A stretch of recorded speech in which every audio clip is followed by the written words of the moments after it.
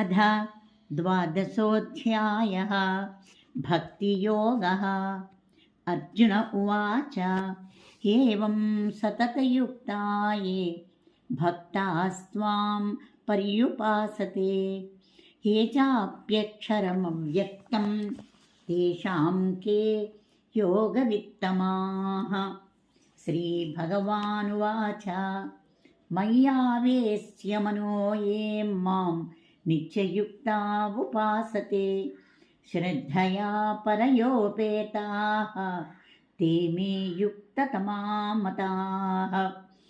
ये त्वक्षरमनिर्देश्यम् अव्यक्तं पर्युपासते सर्वत्र गमचिन्त्यं च कूटस्थमचलं ध्रुवं संनियम्येन्द्रियग्रामं सर्वत्र समबुद्धयः ते प्राप्नुवन्ति मामेव सर्वभूतहिते रताः।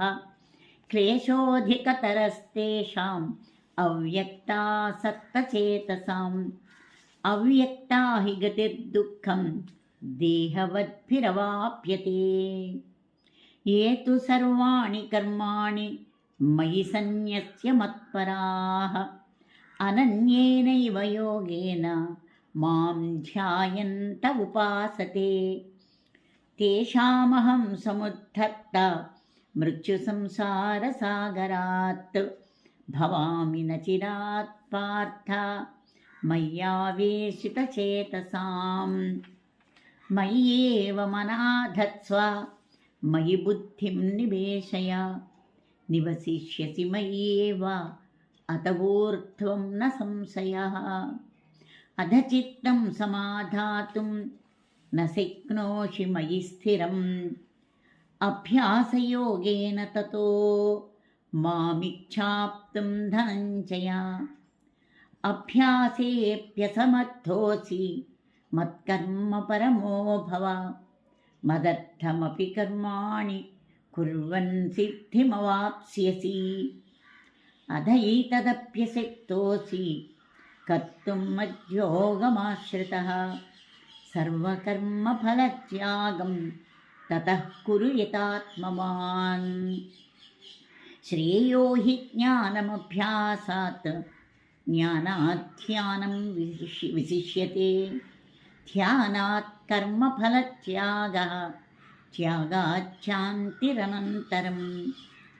अद्वेष्टा सर्वभूतानां मैत्रः करुण एव च निर्ममो निरहङ्कारः समदुःखसुखक्षमी सन्तुष्टः सततं योगी यतात्मा दृढनिश्चयः मय्यर्पितमनो बुद्धिः यो मद्भक्तः स मे प्रियः। यस्मान्नो द्विजते लोको लोकान्नो द्विजते च यः हर्षामर्षभयोद्वेगैः मुक्तो यः स च मे प्रियः।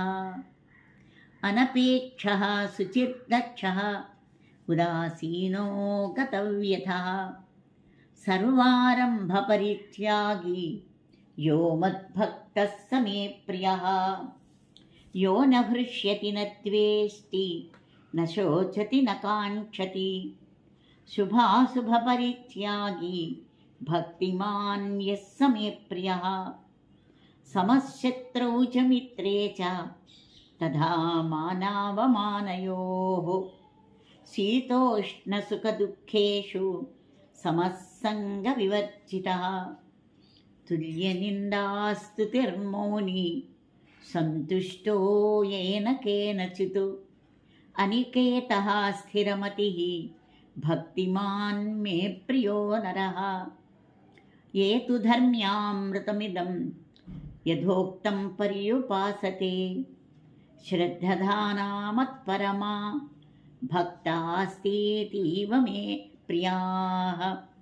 ॐ तत्सदिति श्रीमद्भगवद्गीतासु उपनिषत्सु ब्रह्मविद्यायां योगशास्त्रे श्रीकृष्णार्जुनसंवादे भक्तियोगो नाम द्वादशोऽध्यायः।